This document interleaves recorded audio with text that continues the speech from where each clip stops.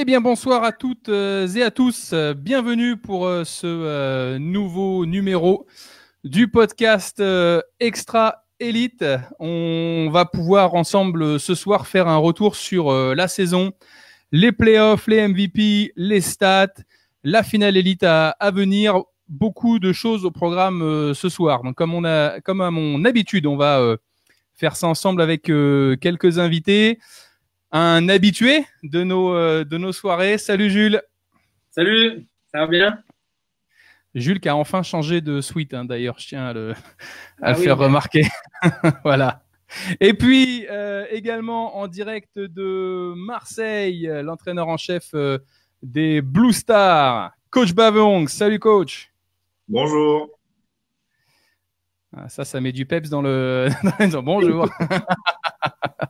Merci d'être avec nous. Merci d'être avec nous ce soir. Donc, on va tous les trois, en l'occurrence, passer la soirée pour faire le tour il y a beaucoup d'actualités, beaucoup d'actualités en cette fin de saison. On attaque le dernier sprint qui nous emmènera donc vers le 25e casque de diamant. Donc, au programme ce soir d'ailleurs, qui vont nous rejoindre petit à petit. Dans quelques instants, nous allons accueillir Jason Aguemon, joueur international, champion d'Europe. D'ailleurs, je pense que c'est la première fois qu'on a un champion d'Europe cette année en direct, qui a fait la saison donc au Flash de la Courneuve. Nous rejoindra un petit peu plus tard coach Max Dupuis, coordinateur défensif donc des Black Panthers de Thonon-les-Bains, qui vont recevoir les Spartiates d'Amiens ce week-end en demi-finale. En parlant de Spartiates, donc le head coach Steve Gersan va nous rejoindre ensuite. Donc on aura une des demi-finales en direct ce soir. Et puis on essaiera de se connecter un petit peu plus tard dans la soirée avec Arnaud Coignon, le manager général des Molosses d'Asnières, qui eux accueilleront les Cougars de Saint-Ouen-l'Aumône. Déjà, avant de passer à notre premier invité, on va profiter, Baf, de ta présence. Ton regard sur cette première saison à 12 clubs? Je pense que, bon, comme on avait déjà parlé, c'est une nouvelle formule qui permet de moins voyager, donc au niveau économique, de faire moins de déplacements, que ce soit moins compliqué pour les joueurs de prendre tout un week-end. Au niveau du sud, c'est vrai qu'il y a eu une élite à 3 vitesses avec d'un côté un peu plus les Black Panthers et nous-mêmes, puis derrière les Centaurs, les Hurricanes et pour la dernière place les Falcons et les Argos. Après, ça a peut-être choqué beaucoup de personnes, mais c'est le lot des championnats d'habitude qui est trois types de leaders. Donc en soi, je pense que c'est bien et en plus malgré encore les personnes réticentes, le fait peut-être qu'on croise le nord et le sud qu'en play-off, ça permet des surprises qui malheureusement n'est pas allé dans notre sens, parce qu'on a affronté une équipe qu'on ne les a pas affrontées de l'année, donc ça peut engendrer des surprises et c'est ça qui fait la beauté du sport. Alors justement, une saison qui était en l'occurrence qui s'annonçait très très productive du côté de Marseille. Et puis on a après c'est le sport, mais donc cette défaite face aux Cougars de Saint-Ouen-l'Aumône, est-ce que pour le coup toi sur la sideline t'as senti finalement un écart assez important par rapport à ce match de play-off et à ce que tu as pu croiser tout au long de l'année? En toute sincérité, je ne pense pas. Je pense que on n'a pas été à la hauteur de l'événement. Je pense qu'on a une équipe très jeune. On s'est fait clairement dominer sur les lignes. On n'a pas fait les bons jeux au bon moment. C'est-à-dire par exemple, on aurait pu intercepter au moins 3 fois. On l'a pas fait. Il y en a même un qui s'est une interception toute faite qui a atterri dans les mains d'un receveur Cougar qui pourra t'aider. On aurait pu scorer 3 fois, on est reparti avec 0 points alors qu'on était dans les 15-10 yards.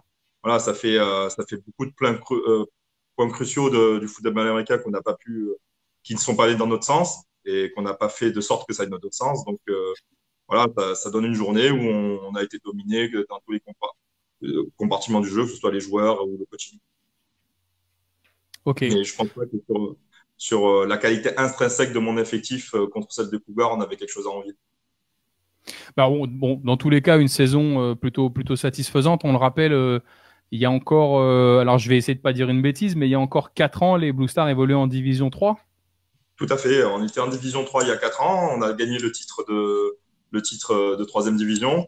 Après, dès la première saison, on a effectué une saison parfaite, sauf la finale où on a perdu contre les Molosses. Et là, on est à 2 saisons avec une fiche de 7-3 en élite. Et avec une première année où on a eu une défaite en demi-finale contre le Flash et cette année, une défaite en wildcard. Donc, c'est quand même positif. On va dire que au vu de notre saison, ça laisse un petit goût amer parce qu'on aurait aimé au moins faire les demi-finales. Mais ça fait, comme je vous ai dit, ça fait partie du sport. Le fait, c'est vrai que comme je disais, comme en D2, quand on croise le Nord et le Sud et qu'on s'est jamais affronté de l'année, ça donne des parties un peu plus excitantes parce on connaît pas forcément exactement l'effectif adverse. Et voilà, et c'est la loi du sport, c'est la beauté du sport. Et justement, la satisfaction de l'année pour essayer finalement de sortir un point intéressant de cette saison, de ces 10 week-ends de saison régulière pour toi? La satisfaction, c'est surtout voir qu'on a une équipe très jeune, c'est-à-dire qu'on avait une O-line qui avait une moyenne on est passé d'une O-line qui avait presque 38 ans de moyenne d'âge à là avec une O-line où la personne la plus âgée a 30 ans et tous les autres ont 19 ans à 21 ans. Donc ça veut dire, et pareil pour la plupart des joueurs, on devait avoir une moyenne de 23 ans sur le terrain. Donc ça veut dire ils continuent à apprendre, on est dans le process, on continue à apprendre. C'est sûr que ça fait un petit coup de moins bien si on se compare à l'année dernière, mais si on compare à l'évolution globale du club, je pense que on est très content de ce qu'on fait aujourd'hui. Et si on continue dans ces voies-là, je pense qu'il n'y a pas de raison qu'on ne progresse pas. D'accord. Sinon, excuse-moi, sinon, vas-y, je t'en prie, t'as la parole, exprime-toi. C'est vrai qu'on a eu la chance d'avoir un grand quarterback cette année avec Chase. C'est une grosse satisfaction parce qu'on a réussi à avoir une belle production offensive cette année par rapport à l'année dernière. C'est plus l'offense sur certains matchs comme les Black Panthers ou les Cougars qui nous ont maintenus en vie. Et je pense qu'on le doit beaucoup à ce quarterback-là. Donc, j'espère qu'il reviendra l'année prochaine et on fait tout pour continuer sur le projet et avoir une régularité sur notre projet sportif. Bah, tu vois, finalement, tu vas dans le même sujet parce que j'allais te poser la question de Chase Burton. Donc, finalement, on est synchro. Jules, peut-être, toi qui connais si bien coach Bavuong. Moi, j'ai été surpris aussi de la victoire des Cougars. Après, il a tout bien résumé au niveau du match.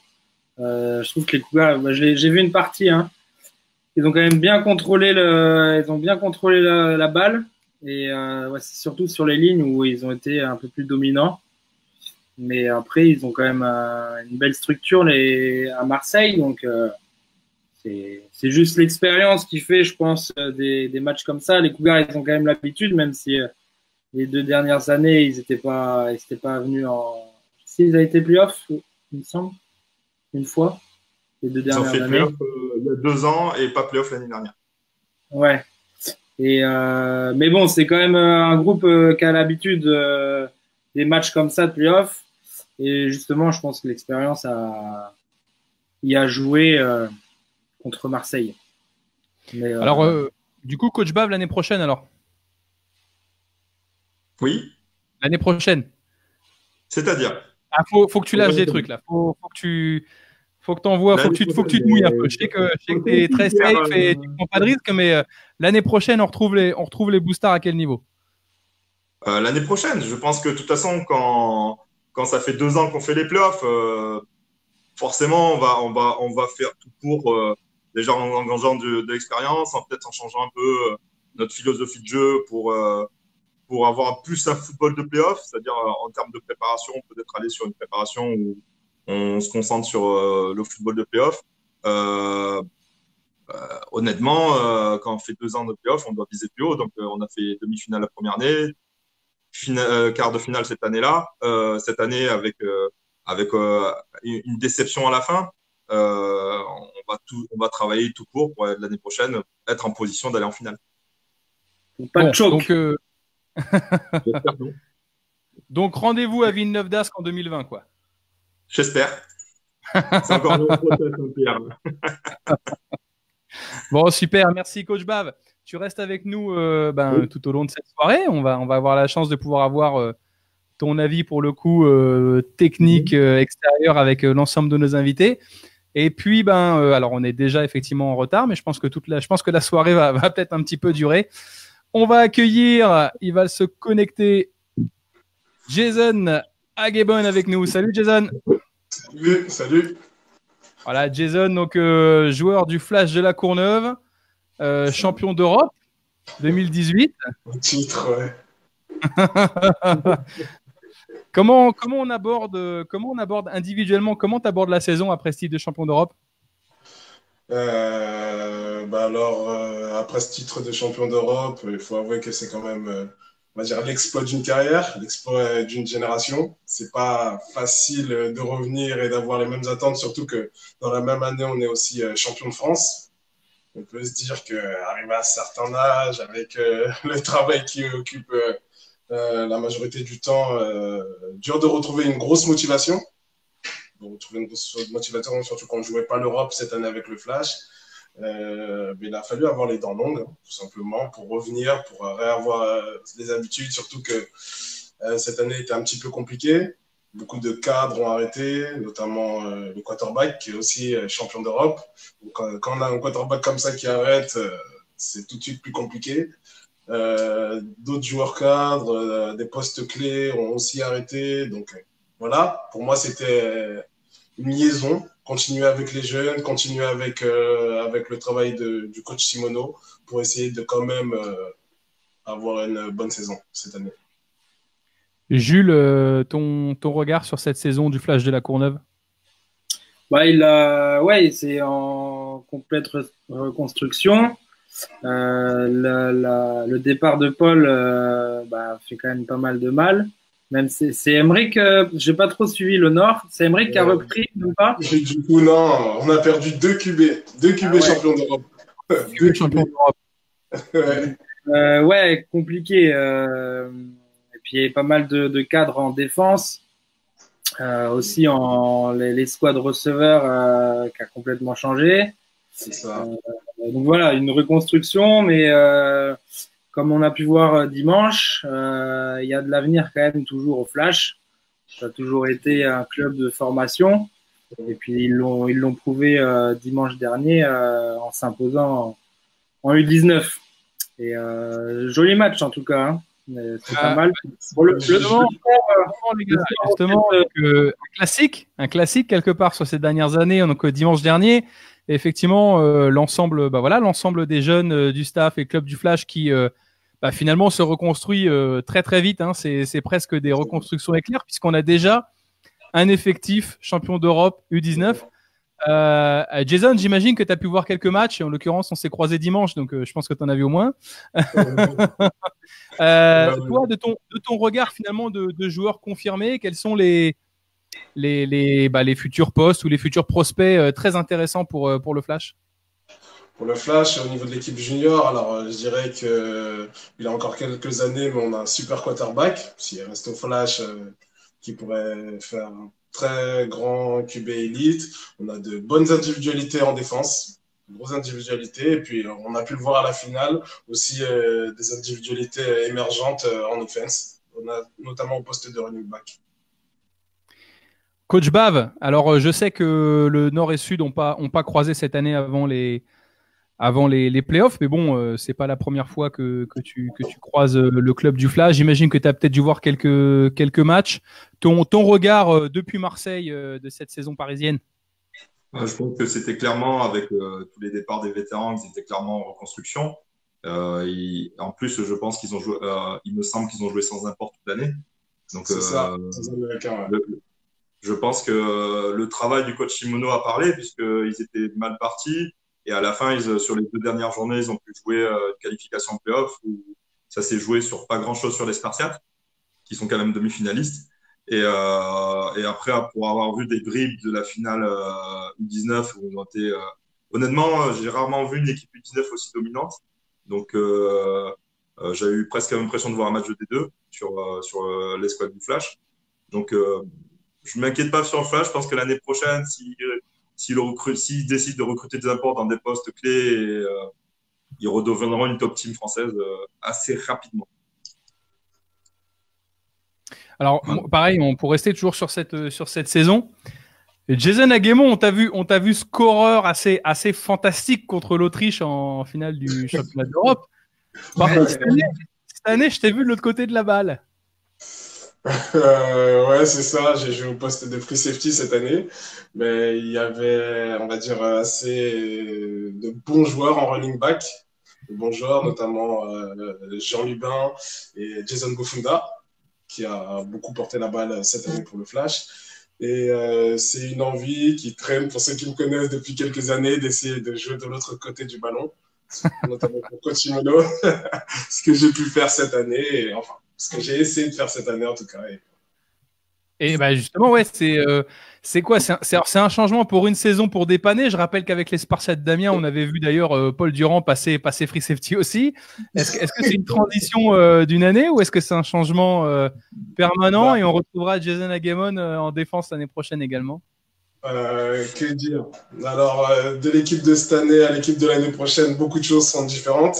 Le Flash est orgueilleux, on va dire. Déjà, beaucoup de bons défenseurs vont revenir, vont intégrer l'équipe élite, je pense, de l'équipe junior. Il y a aussi, dans les coulisses, se trame quelques gros retours.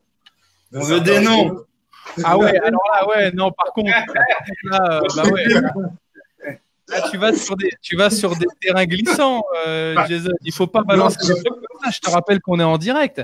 Je l'ai dit, le Flash est orgueillé. Ok, c'était, on va dire, une mauvaise passe, une mauvaise année. On va dire que l'équipe championne, double championne de France, n'était pas si vieille que ça, en fin de compte. Donc, beaucoup ont arrêté, beaucoup sont partis. Donc, on va dire que beaucoup peuvent revenir. Et puis voilà. Attends, faut qu'on fasse les choses bien. Est-ce que c'est un appel du pied de tes anciens camarades de venir reprendre finalement en la saison prochaine 19-20, de venir reprendre une couronne que vous avez de fait abandonnée parce que on a raté le spot en playoff, ou c'est parce que il y a déjà des gens qui traînent du côté de Géo André pour préparer la rentrée? Comment dire ça? La réponse est dans... Oui, comment dire ça? Ouais, fallait pas balancer des trucs comme ça aussi. La réponse est dans le Flash est orgueilleux. Regardez les matchs des tribunes, ça leur a pas trop plu. Regardez le Flash perdre, ça leur a pas trop plu. Regardez leurs potes perdre, ça leur a pas trop plu. Donc, vous aurez la réponse l'année prochaine, hein, j'ai envie de dire. Bon. On va rester informés, mais ça balance des trucs sans trop quand même. Hein, bon. Ok, ça marche. Jason, avant d'enchaîner sur la suite de cette soirée, comme tu as pu voir, on a ouvert donc grâce à Bisport, plateforme donc réseau social dédié au sport. On a eu l'occasion d'ouvrir quelques votes cette année. On en reparlera tous les soirs. Ça va être ma question fil rouge pour l'ensemble de nos invités. Pour toi, le joueur européen, américain, joueur import de la saison? Le joueur import de la saison, je dirais encore une fois, comme un bon nombre d'années, le QB Cougar, QB américain Cougar, qui à lui seul peut changer le tournant d'une équipe, changer le leitmotiv d'une équipe, même si je l'ai pas trop aimé personnellement sur le terrain. Faut dire ce qui est. C'est un vrai sniper, il détruit les défenses et voilà. Donc pour toi, Luke Casey, quarterback des Cougars de Saint-Olomone. C'est ça. Bon. Et pour le joueur français? Pour le joueur français, alors avec on a Camille Poiry des Molosses, Dylan Praget des Spartiates d'Amiens, ton coéquipier Jason, Quentin Gramas de Montpellier, Eddie Abdullah, le joueur de Coach Bav, Adel Bavdil des Molosses ou David Trévisan des Centaures? Alors, ça va être un avis un peu dirigé parce qu'avec le schéma de cette année, j'ai pas trop pu regarder ou scouter les matchs des équipes du Sud. J'en ai vu 2 au total. Donc, je sais que Eddie, par exemple, il est sur 2 grosses années. L'année dernière, avec beaucoup de plaquages, même si je lui ai jumpé sur la face en demi-finale, c'est pas grave. Tu vas prendre cher sur les réseaux, toi. Non, j'ai fait 2 superbes années. Mais bon, j'ai pas trop vu ses matchs cette année, même si j'ai eu des échos et je sais qu'il a encore fait une très grosse saison. Non, j'ai 2 MVP en tête. Ils font partie de la même équipe, c'est celle des Molos. Il y aurait soit Camille, pour le travail qu'il fait en tant que QB français de son jeune âge, qui porte à lui beaucoup son offense. Et cette année, Abdel, pour l'apport qu'il fait en défense. J'ai vu des matchs qu'il a fait vraiment incroyables. Et aussi, surtout, pour l'aide qu'il apporte aussi sur les special teams. On ne voit pas trop ça, mais les blocs, les returns et tout qu'il fait, c'est souvent un sans faute. Et donc, mon cœur balance entre les deux. Bon. Eh ben, en tout cas, merci Jason de ces quelques minutes. Merci de ta participation. Toujours sympa de te voir avec le sourire partout où on te croise. Et puis, j'espère qu'on aura vite l'occasion de se revoir. Ok. Plaisir. Merci Jason. Salut. Salut. Alors, il y a Baf qui va sûrement se reconnecter. Je pense qu'il a perdu la connexion, mais du coup, on va en profiter. On va accueillir notre prochain invité dans quelques secondes. Alors, l'annonce de la soirée, quand même, c'était quand même pas prévu, mais l'annonce de la soirée où Jason nous balance que le Flash est orgueilleux, est ambitieux pour la saison prochaine et annonce des retours dans l'effectif. Ça peut, attention, parce que un flash orgueilleux peut nous sortir une équipe niveau Europe, hein, donc ça va être à suivre pendant l'intersaison. Ben, il y a 2 ans, quoi. Ouais, non, mais on sait jamais. On sait qu'il y a quelques joueurs effectivement qui vont tenter l'aventure outre-Atlantique, mais un flash orgueilleux peut. Attention, hein, encore une fois, on peut s'attendre à des grosses recrues. On connaît l'école de formation du club de la Courneuve. Plus la génération là, plus quelques générations avant, ça peut piquer. On va accueillir notre prochain invité. Bav nous a rejoint, il s'est reconnecté. On va accueillir dans quelques secondes, il est en train d'arriver, Max Dupuis. Salut Max. Salut. Max, donc coordinateur défensif des Black Panthers de Thonon-les-Bains depuis 3 ans. 3e saison, ouais. Voilà. Donc, écoute, les Black Panthers qui sont plutôt sur une belle année, justement, on va faire comme avec Jason. On va commencer sur une question assez large. Ton retour sur cette saison et sur les 10 matchs de saison régulière. Ben écoute, finir la saison 10-0, on est plutôt content du déroulement total de la saison. On a eu la chance de participer encore dans une compétition européenne cette année, recevoir Milan à la maison, prendre une revanche du match de l'an dernier, puis faire une belle prestation à Innsbruck. Donc, je pense qu'on est assez content du développement de la saison. Puis même au-delà de la saison elle-même et des résultats sportifs, du groupe qu'on a créé aussi, de la camaraderie qui entre les joueurs, puis du sentiment qu'on a de groupe présentement est assez intéressant. Alors, justement, par rapport à cette saison, tu as eu l'occasion finalement de jouer quasiment les 2 matchs les plus peut-être les plus intenses, en tout cas au niveau scoring et au niveau tension de la saison face à Coach Bav. Ouais. Est-ce que c'est juste de dire que cette année, ça a été finalement les 2 tests de la saison se sont joués contre Marseille? Ben oui, clairement, dans le Sud, c'est la seule équipe. C'est la seule équipe qui, je pense, était vraiment capable de rivaliser avec notre effectif. Je pense que Marseille, depuis 2 ans, présente des joueurs de très haut niveau des 2 côtés de la balle, ont des super athlètes. Puis, ils réussissent à nous donner des bons matchs à chaque fois qu'on les joue. Donc, oui, c'était nos 2 plus gros matchs de la saison. Le match ici, surtout, était très, très amplement disputé. Ça a été un match qui s'est tenu jusqu'à la fin. Bav en a parlé un petit peu tout à l'heure, a parlé de son carrière Chase Burton, mais je pense que c'est un joueur un peu, pour ce qui est de la France, du moins, est assez spectaculaire, assez dominant. Là. Donc, ça a été des beaux matchs contre Marseille, clairement. Bon, au niveau quarterback, vous n'êtes pas en reste hein, quand même. Hein. Clark Evans qui fait une saison assez monstrueuse. On en reparlera sur l'équipe All-Pro et sur les MVP, mais effectivement, plutôt 2 quarterbacks solides dans le sud de la France. Coach Bav, toi qui as eu l'occasion de jouer du coup 2 fois contre Thonon-les-Bains, comment on fait pour battre Thonon en playoff? Comment on fait pour battre Thonon en playoff? Je pense qu'il faut faire un match parfait, surtout, parce qu'ils ont des grosses individualités partout. Pas lâcher le match comme on aurait pu le faire, nous, au match retour. C'est-à-dire qu'il ne faut pas se déconcentrer parce que c'est une équipe qui a une expérience, c'est une équipe qui est extrêmement bien coachée des 2 côtés du ballon, en équipe spéciale, qui peut s'ajuster à tout moment pendant un match. Et en soi, ils n'ont pas vraiment de faiblesse dans leur effectif.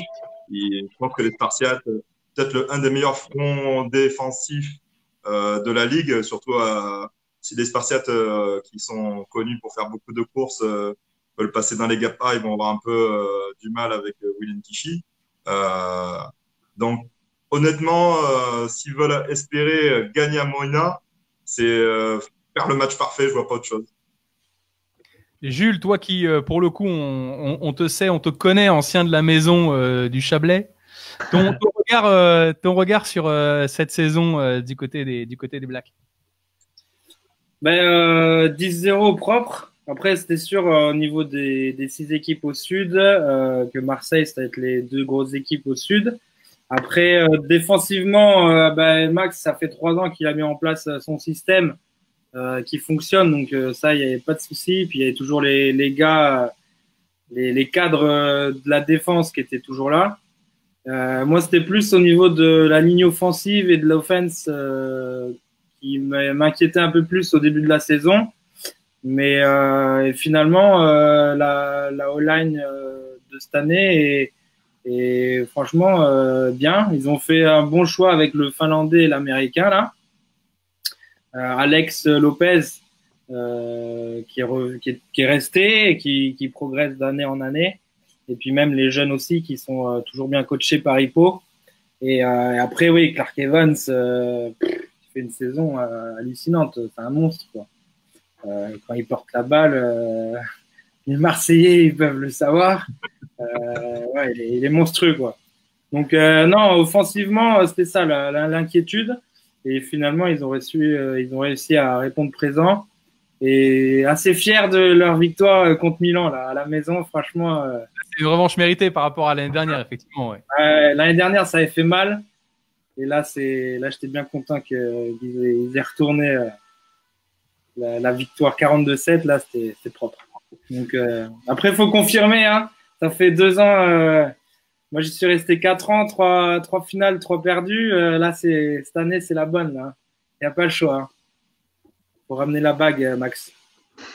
Ah ben, ça se joue un match à la fois, donc on n'est pas rendu encore. Je sais, j'ai confiance.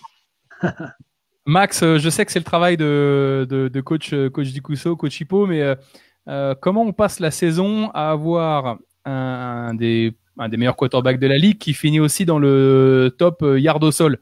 Est-ce qu'on se met à avoir une coulée de sueur à chaque fois qu'il porte le ballon ou comment vous avez géré ça toute l'année? C'est une très bonne question. Je te dirais que tous les 3, il faut comprendre que cette année, on avait aussi un autre coach invité du Canada qui était avec nous. Yannick Vanas qui s'occupait des receveurs de passe puis qui a donné un gros coup de main sur les unités spéciales. Donc, avec les 3 coachs à temps plein, ben, c'est sûr qu'on en a parlé plusieurs fois dans le bureau. Là. Qu'est-ce qui se passe si Clark tombe? Tu vois, on court avec le ballon 10, 12, 15, 20, 25 fois par match avec lui. Donc, oui, c'est clair qu'il faut trouver une manière de le protéger. Maintenant, la chose qui est intéressante avec Clark, c'est que c'est un gars qui est au gym 6 fois par semaine, 7 fois par semaine, qui s'entraîne, qui prend soin de son corps, qui sort pas, qui boit pas, qui fait les bonnes choses au bon moment. Donc, on savait que si on avait un joueur à faire courir la balle et qu'on savait qu'il allait tenir la route, c'était bien lui. Évidemment, on n'est pas c'est jamais possible d'enlever tous les petits problèmes qui peuvent y arriver, mais on était confiant que Clark, c'était le genre de joueur qui pouvait tenir cette route-là toute la saison. Donc, voilà, on est assez content de la saison qu'il fait et de comment il a produit là, au niveau de ça. Puis on est content de l'avoir gardé en santé toute la saison. Voilà, bon, désolé, il y a une coupure sur l'application BeLive. Je ne sais pas pourquoi. Max, de retour. Oui.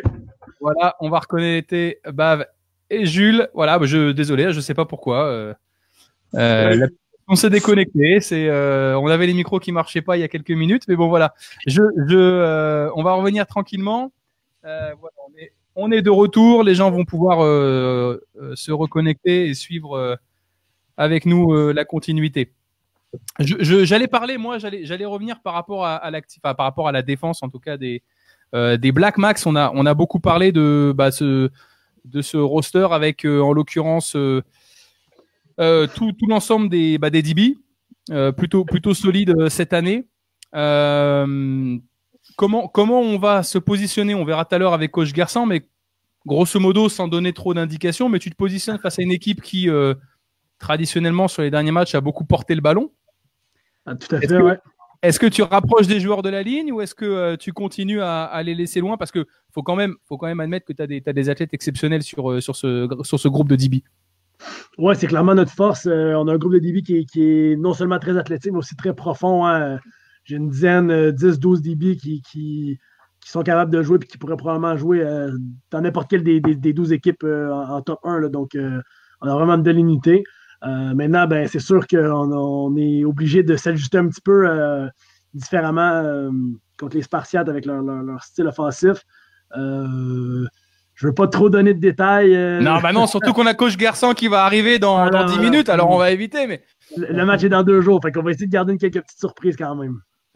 Non, mais clairement, Bav, en l'occurrence, donc j'allais venir à toi juste avant la petite coupure. Toi qui as joué contre, toi qui as eu l'occasion de jouer contre Marseille, est-ce que comment dans le championnat de ce que tu as joué, comment tu ranks sous tous ces DB safety corner de Thonon-les-Bains?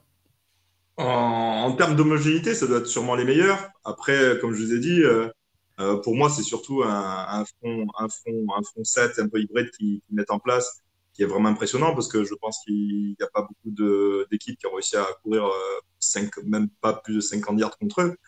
Donc, comme je disais, même nous, malgré que ce soit des très très très bons DB, une énorme def en DB, notre solution, ça a été d'écarter un peu et de jouer les 1 contre 1 qu'on puisse avoir parce que nous, on avait la chance d'avoir beaucoup de bons receveurs. Parce que pouvoir essayer de courir avec cette équipe-là, c'était très très très compliqué. Donc, d'autant plus que c'est une escouade qui est très forte. Pour moi, le point où on peut les attaquer, c'est un peu plus dans la verticalité du jeu. Donc, et c'est peut-être pas le point fort des Spartiates parce qu'ils aiment bien attaquer au sol. Et surtout quand j'ai vu un peu le match des Centaures, ils sont très forts sur les sweeps, sur les jeux sur les côtés. Donc, quand tu allies la vitesse des DB et la puissance de leur front 7, je pense que le match-up offense Spartiate et défense Black Panther devrait être intéressant, mais je pencherais plus sur un très bon match de la défensive des Black Panther. Alors, quel est le... Alors, peut-être une question ouverte, on verra qui veut prendre la parole en premier, mais avant que Coach Garçon nous rejoigne, le joueur à surveiller côté Spartiate, c'est quoi? C'est plutôt le coach parce que c'est lui qui va faire les ajustements, c'est un athlète en particulier, c'est un groupe, c'est une escouade dans l'équipe? C'est la ligne offensive. Ouais. Ouais, c'est une très bonne O-line. C'est une O-line qui, pour moi, s'apparente un peu à ce qu'on a vu en Europe. Qui est grosse, dense, qui a de courir. Quand il utilise beaucoup de décrochements avec le style d'attaque qu'il joue. Puis les joueurs de ligne se rendent au 2e et au 3e niveau assez rapidement. Donc, c'est vraiment là qu'ils sont dominants. Ensuite, comme porteur de ballon, c'est plutôt un comité. On n'a pas un joueur qui est ultra dominant. On en a 2, 3, 4 qui sont capables de porter le ballon. Puis ils se relaient la tâche. Donc, c'est vraiment de contrôler cette ligne à l'attaque-là, d'être physique, mais je pense qu'il y a vraiment l'unité pour eux qui est très, très, très dominante. Est-ce que, après, je vais laisser la parole un petit peu à Jules, parce qu'il connaît si bien cet effectif et le stade. 2 matchs européens de très bon niveau. Est-ce que on arrive là avec plutôt en tirant la langue, ou est-ce que le fait d'avoir eu un week-end en moins sur les wildcards permet à l'effectif de récupérer? Est-ce qu'on s'attend à un effectif complet du côté du Stade Moïna? Oui, on va avoir un effectif complet. On a tous nos joueurs qui avaient des petites blessures, des petits bobos qui sont revenus. Pour répondre directement à ta question, je pense que c'est en 2 temps. Le fait d'avoir eu les matchs Europe, ça nous a permis de gagner de l'expérience, de Bavang parlait d'avoir un groupe jeune tout à l'heure. On a aussi, nous, un groupe qui était plus jeune cette année que les 2 années précédentes avec un grand vent de renouveau. Donc, c'est important d'avoir ces 2 matchs-là pour se préparer pour le reste de notre saison en France. Par contre, ben oui, jouer ces matchs-là, on amène un lot de blessures, un lot de petits trucs. Puis le week-end du wildcard a fait juste en sorte qu'on était capable de passer par-dessus. Si on n'avait pas eu ce week-end off-là, ben, ça aurait probablement été plus difficile pour les séries, mais je pense que avec l'enchaînement des matchs, on est à maturité présentement dans une belle lancée. Jules, Monia en play-off, c'est quelle ambiance? Ah, c'est le feu. C'est le feu. En plus, je sais pas quel temps il va faire ce week-end à Thonon. Ils ont prévu quoi? Il annonce probablement un petit peu des orages autour des heures du match. Donc, ce serait intéressant de voir ce qui se passe là. Mais non, mais je sais qu'il va y avoir du monde. En plus, ces dernières années, il y a quand même un bel engouement autour des Black Panthers. Niveau communication, ils savent plutôt bien faire à Thonon.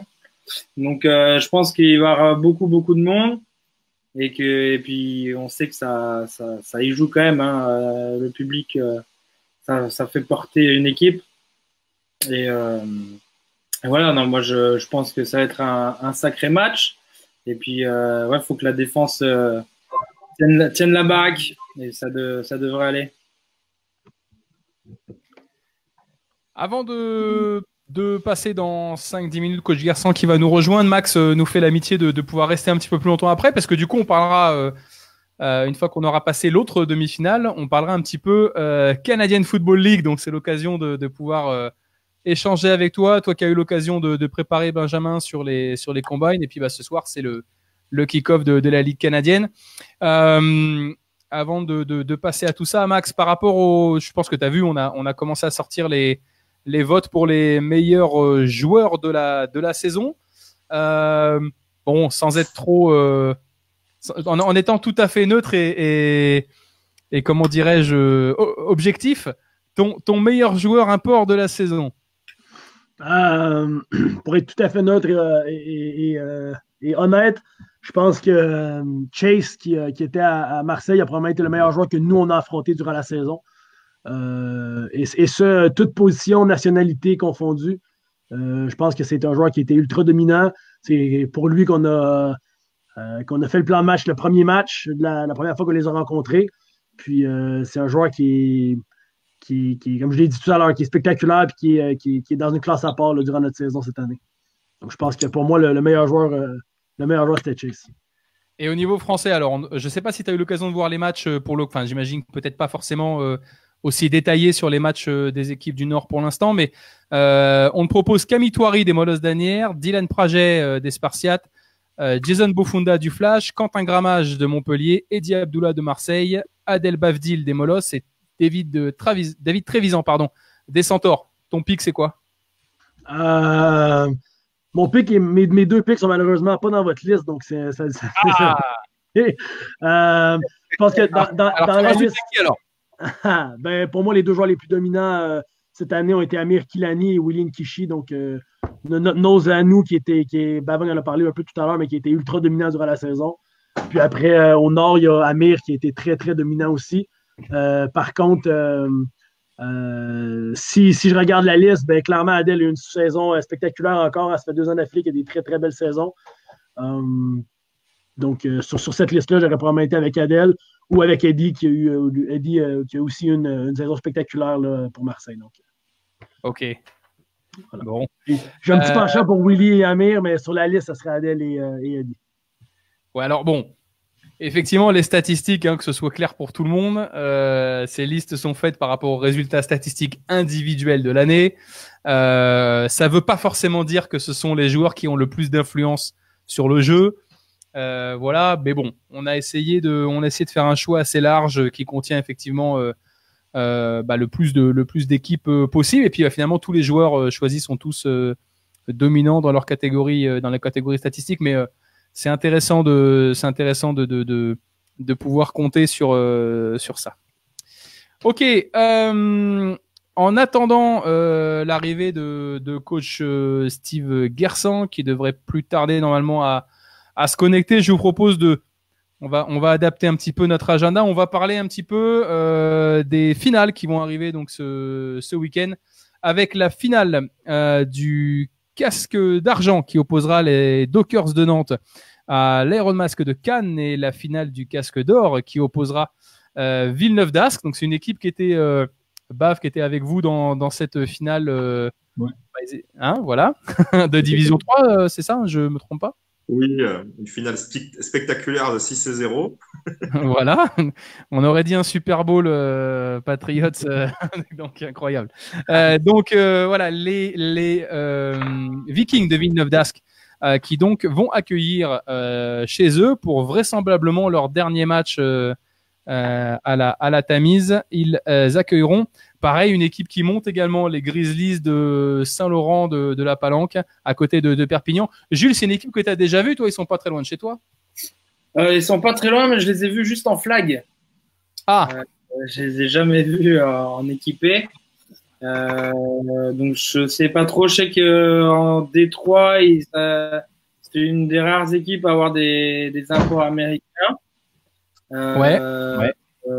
Et après, au niveau structure, je sais pas trop comment c'est fait.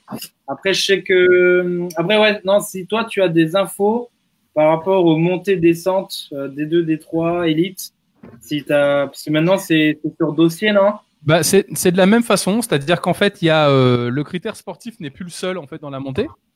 La commission foot américain et les élus et les clubs ont mis en place donc des contrats d'objectifs, qui sont sur 3 niveaux, la promotion, le maintien et la partie compétition classique. Et en fait, l'analyse se fait vis-à-vis de la comment dirais-je, de la division. Voilà, c'est qu'en fait, on compare les contrats d'objectifs dans la division, et le critère sportif n'est plus le seul, puisque bien évidemment on va pouvoir avoir l'occasion de mettre en avant des critères tout simplement de budget, d'encadrement, de logistique, d'accès au terrain. Voilà, l'ensemble est disponible sur le site de la fédération. Chaque club a répondu d'ailleurs sur ces dernières semaines, et les analyses vont commencer. Toutes les comparaisons sont faites par un groupe d'experts en management du sport qui sont totalement nouveaux, puisque c'est aussi l'occasion de pouvoir faire rentrer de nouvelles têtes pensantes dans l'organisation.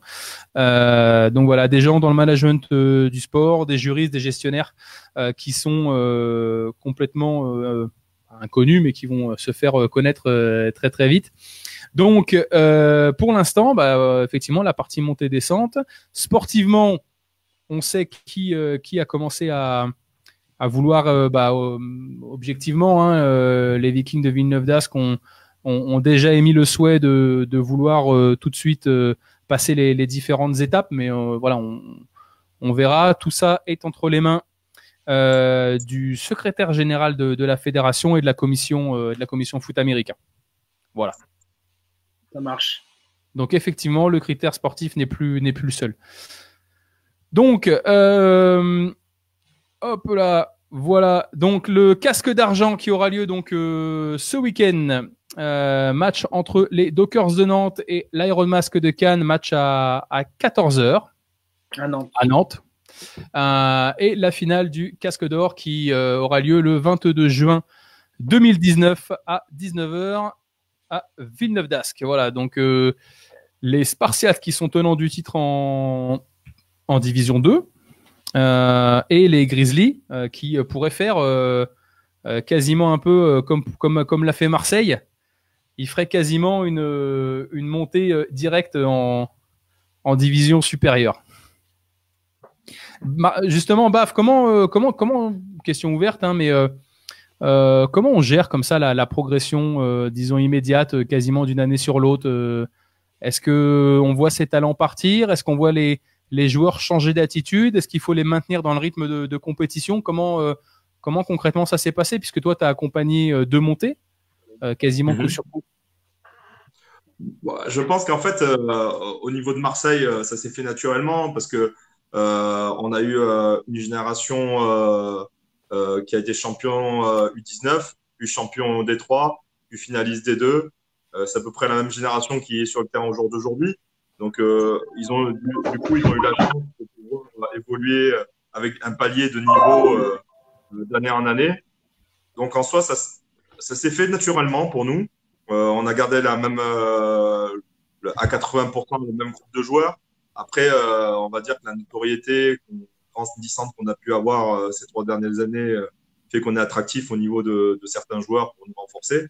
Mais vu que nous, on se base vraiment sur la formation, sur nos U19 et sur nos U16 pour donner le réservoir à l'équipe élite, en soi, ça s'est fait naturellement. Je pense que l'ancienneté aussi, 3 ans avec le même coaching staff, ça a aidé. C'est surtout la plus grosse difficulté qu'on ait pu avoir, ça a été au niveau du management des matchs, des événements, des déplacements, où on va dire qu'on avait un gros pôle de bénévoles qui s'en occupait de ça. C'est les mêmes aujourd'hui, mais le club a grandi parce qu'aujourd'hui, on est passé d'un club qui était en D3 il y a 4 ans à un club qui est en élite et qui joue le haut du tableau élite, et une deuxième équipe qui s'est créée il y a 2 ans de ça, qui est en D3 et qui ont failli se qualifier pour les clubs D3 cette année. Alors ça va me faire une transition pour revenir à Max juste après, mais cette génération champion donc U19 à Marseille, est-ce que c'est quelque chose que tu as réussi à concrétiser, une génération que tu as réussi à faire mûrir et qui aujourd'hui constitue le cœur de l'équipe élite? Oui, tout à fait. De toute façon, je pense que l'exemple le plus flagrant, c'est Eddie Abdullah, qui était un très bon joueur de D3, puis est devenu un bon joueur de D2, et aujourd'hui un joueur dominant en élite. Et je pense qu'il est à l'image un peu de l'équipe. C'est-à-dire qu'elle a eu la chance de pouvoir progresser, toute cette génération-là a eu la chance de pouvoir progresser de championnat en championnat et avoir du temps de jeu, parce que par exemple, je pense que c'est un peu plus compliqué si tu es dans une structure comme le Flash ou comme les Black Panthers, qui font toujours les hauts du tableau pour venir jouer directement dans l'équipe élite. Justement, Max, les Black Panthers qu'on fait une finale plutôt solide, hein, concrètement, je pense qu'on les attendait pas à être si battants, en tout cas sur les 3 quarts temps. Après, l'effectif était un peu court peut-être en nombre. Est-ce que tu as eu l'occasion de travailler avec cette équipe U19 vice-championne de France? Oui, j'ai travaillé surtout dans le dernier droit là, pour les séries éliminatoires. J'ai donné un coup de main au groupe d'entraîneurs défensifs là, qui était formé de Lucas Veluire et Timon Debier, qui sont 2 joueurs élites avec nous. Donc, ainsi que de Steph Lavec, là, qui est entraîneur avec nous en élite. Donc, j'ai eu la chance de donner un coup de main à ce groupe. On a déjà 6 de ces jeunes qui viennent tout juste de finir leur saison la semaine dernière, qui vont être greffés au championnat élite directement pour les demi-finales. Donc, qui vont avoir une seule semaine d'entraînement pour se greffer au groupe élite. Donc, oui, j'ai eu la chance de travailler avec eux. C'est un groupe qui était très, très talentueux. Tu l'as bien mentionné, par contre, c'est un groupe qui manquait de profondeur. Puis, surtout sur les lignes, en ayant des gars qui jouent double plateau tout le match, les 5 joueurs de ligne à l'attaque qui jouent double plateau tout le match, contre des gros bonhommes comme le Flash avait sur le terrain, mais ça a rendu le truc compliqué. Et juste, alors, j'ai cru comprendre qu'il y avait des joueurs qui étaient en première année, d'ailleurs une majorité, donc déjà une finale du championnat de France quand tu as des jeunes qui viennent d'arriver, c'est plutôt solide. Est-ce qu'il y a déjà, toi, dans ton métier, là, dans ton job de tous les jours, est-ce qu'il y a déjà des jeunes que tu penses intégrer dès l'année prochaine sur le roster élite? Oui, comme je te dis, il y a 6 joueurs là, qui viennent de terminer la saison, qui vont terminer la saison avec nous en élite déjà. Donc, on a 6 joueurs qui devraient être de retour l'an prochain avec le groupe élite. Donc, ça, c'est intéressant. Donc, dans ces 6-là, il y en a peut-être 3 ou 4 qui pourraient jouer tout de suite avec le groupe. Donc, ça, c'est bien pour le futur de l'organisation. Maintenant, je pense que les 2 ou 3 meilleurs joueurs du groupe restent comme seront des J3 l'an prochain. Donc, ils restent avec le groupe U19 l'an prochain. Avec la profondeur qu'on a eue les 3 années que j'ai été ici, on n'a pas eu besoin de surclasser des joueurs pour les faire jouer avec nous toute la saison. Puis j'espère que ça continuera comme ça dans le futur. Je pense que c'est important de ne pas brûler les étapes avec des jeunes joueurs comme ça. Surtout ici en France, hein, comparativement au Québec, la plupart des joueurs commencent à jouer plus tard, autour de 15, 16, 17 ans. Puis je pense que c'est important de ne pas les faire sauter d'étapes. Puis de jouer à 19 ans, de jouer contre des hommes directement, ça peut empêcher leur développement un petit peu. Donc, espérant que ce ne soit pas tous les joueurs du groupe 19 qui montent directement l'an prochain avec le groupe élite.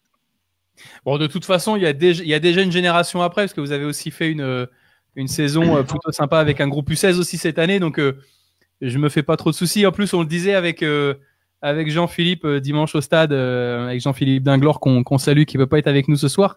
La chance, c'est que chaque année depuis 3 ans, je crois, l'équipe qui est défaite en finale du championnat de France gagne le titre l'année d'après.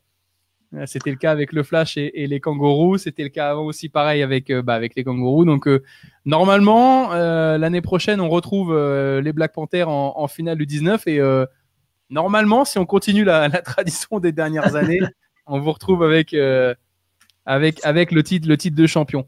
D'ailleurs, la transition, elle se fait également au niveau du coaching aussi. J'ai cru comprendre qu'il y avait des coachs des U19 qui venaient travailler aussi avec vous sur l'élite. Oui, dans le fond, on a la structure ici au Black. On est 3 salariés présentement. Puis il y a des salariés, donc Xavier Vitek qui s'occupe des 2 sections, donc il va coacher avec nous à l'élite. Était aussi impliqué sur les U19 et sur les U14, donc la plus jeune section. Ensuite, on a aussi Stéphane Lavec et Oustine Madi qui sont impliqués avec l'élite et les U19, puis l'élite et les U16. Donc, on a plusieurs coachs qui font plusieurs sections. Je te dirais que le gros noyau de nos entraîneurs et au U19 et au U16, c'est des joueurs élites, donc qui sont formés par Hippo ou par moi depuis plusieurs 2, 3, 4 années, même 5 années pour Hippo, et qui reprennent la relève là, des jeunes groupes. Donc, on est chanceux d'avoir des joueurs qui décident de s'impliquer avec ces deux sections-là pour permettre d'avoir un meilleur développement là, au sein de l'organisation même. Ok. Bon, bah écoute, Max, merci. On va enchaîner. Je vois Coach Garçon qui va nous rejoindre, qui nous fait l'amitié de sauter sur le live rapidement après l'entraînement. Max, reste avec nous parce que on va vite revenir ensuite à la partie canadienne du championnat. Enfin, pas l'autre en tout cas, mais sur la partie CFL. Hop, le temps de brancher Coach Garçon. Salut Steve. Salut. Bon Steve, je te vois sur le retour de la pratique là. J'imagine que c'était le dernier entraînement avant la demi-finale ce week-end. Exactement. On vient de finir la pratique à une quinzaine de minutes. Donc voilà. Dernière pratique avant le départ demain soir, puisqu'on a fait le choix de partir la veille pour rouler tranquillement le vendredi soir. On va s'arrêter à Dijon et dormir tranquillement, passer une bonne nuit pour pouvoir le lendemain n'avoir que 3h30 à peu près de route à faire et arriver en étant dans de bonnes conditions, puisque on a un gros match qui nous attend demain. Enfin, samedi, pardon. Ah, demain après, vous pouvez jouer contre Caline Electric, je sais pas. Mais... Steve, je sais que tu aimes pas prendre le costume de l'homme providence, mais quel changement de statut depuis que tu as repris l'équipe? Quelle est l'ambiance au Grand Marais? Comment? Excuse-moi, ça a coupé un peu. Je disais, quelle est l'ambiance au Grand Marais depuis que tu es revenu aux affaires avec coach Marion et coach Gassiès? Bah écoute, l'ambiance est bonne, hein. Comme je l'ai dit sur une interview que j'ai fait pour les Black Panthers, et comme on le dit à tout le monde, l'ambiance est revenue à l'identique de l'an passé, donc plutôt une bonne ambiance, un bon groupe de potes qui prend plaisir à venir pratiquer. Un groupe qui est à la fois jeune mais quand même expérimenté, puisqu'on a pas mal de jeunes qui sont passés par les équipes de France ou qui ont gagné des titres Spartiate U19. Donc on a un groupe jeune mais qui à la fois quand même a de l'expérience, encadré par pareil quelques gars qui eux sont un peu plus vieux, aux alentours de 28-30 ans, et qui du coup nous donne un groupe assez mature, qui connaît le foot, qui comprend le foot et qui bosse bien. Donc voilà pourquoi les bons résultats de cette deuxième partie de saison. Bon, super. Coach Bav, j'imagine que les Spartiates faisaient partie de la shortlist pour ce match de play-off. C'est-à-dire comment? Je disais, Coach Bav, je pose la question à Babong. Les Spartiates faisaient partie des candidats potentiels pour se déplacer à Marseille. J'imagine que tu as eu le temps de jeter un petit coup d'œil. Quel est ton retour justement sur cette saison ou sur ces derniers matchs depuis que Coach Garçon est revenu aux manettes? On va dire qu'on a pu voir sur le résultat. J'ai pu regarder succinctement 2 matchs des Spartiates, c'est-à-dire le match 0-0 contre les Molosses, mais je pense que Steve n'était pas encore aux commandes. Et j'ai pu voir leur gros match qu'ils ont pu mettre contre les Centaures, où ils les ont dominés sur tous les compartiments de jeu pendant 3 quarts temps. De toute façon, ils ont donné vite le ton sur les 2 premiers drives où ils traversent le terrain avec des courses de manière avec une aisance qui était vraiment déconcertante. Donc, pas vraiment une surprise parce que je pense que connaissant un peu les Centaures, c'était pas une équipe un peu comme nous qui était tournée vers la passe avec pas une ligne dominante. Et en jouant une équipe comme les Spartiates, s'ils déjouent assez rapidement, ça aurait été très long pour eux et c'est ce qui s'est passé. Ok. Jules, la saison des Spartiates pour toi?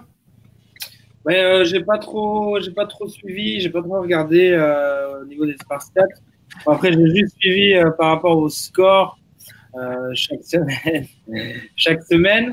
Ouais, voilà, les 3 premiers matchs, ils avaient mis 0 points en ouais, on en avait parlé avec Jean-Philippe. Effectivement, les 3 premiers matchs, on a 0 points au score. C'était un peu l'inquiétude de la 4e journée, quoi. Est-ce que les Spartiates allaient marquer des points? Ouais, je me rappelle. C'est ça. Est-ce qu'ils vont pas faire l'ascenseur des deux, élite des deux? Et finalement, ben voilà, Steve a repris l'équipe. Et ben, je pense que les joueurs avaient confiance en Steve et pas à celui qui était avant. Et l'équipe a pu se mettre en marche. Et puis après, ils ont déroulé, quoi. On a vu avec les scores, il y a eu des gros scores, un système qui a été mis en place et qui a l'air de bien fonctionner. J'ai vu un petit peu le match contre les Centaures quand même. Et voilà, on voit que c'est bien, que le système est en place. Après, oui, c'est sûr que contre le front 7 des Black Panthers, ça va être le défi de samedi soir. Alors Steve, on en parlait juste avant avec coach Max Dupuis qui est toujours en attente dans le lobby. On parlait de ce front 7 face à une solide ligne offensive. Est-ce que c'est le match-up à gagner absolument ce week-end? Bah, avec le système qu'on joue, c'est sûr que le match-up il est dans la boîte, clairement. Voilà, on va voir si nous on est capable d'aussi bien faire comme on a fait tout au long de la saison, même si contre certaines équipes on a été quand même un petit peu freiné avec une grosse ligne défensive pesante. Je pense notamment aux Cougars ou aux Molosses. Avec des équipes assez athlétiques, ce qui ressemble fortement à la défense des Blacks.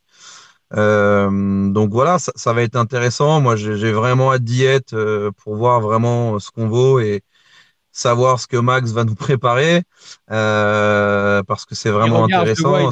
Il a un stylo et tout là, je vois là. C'est pour ça qu'on coach aussi nous, hein, c'est pour essayer de trouver des solutions et trouver la faille dans la défense. Donc c'est clair que le match-up, il va être dans la boîte. Est-ce qu'on va être capable de pouvoir courir? Et puis, voilà, après, le wing tee, on sait aussi qu'on a quand même si on l'a pas beaucoup exploité cette année, un peu plus l'an dernier en D2, mais on a aussi des capacités à lancer le ballon. Donc, voilà, ça va être intéressant. Ça va être un gros match. Et puis, vraiment hâte d'y être.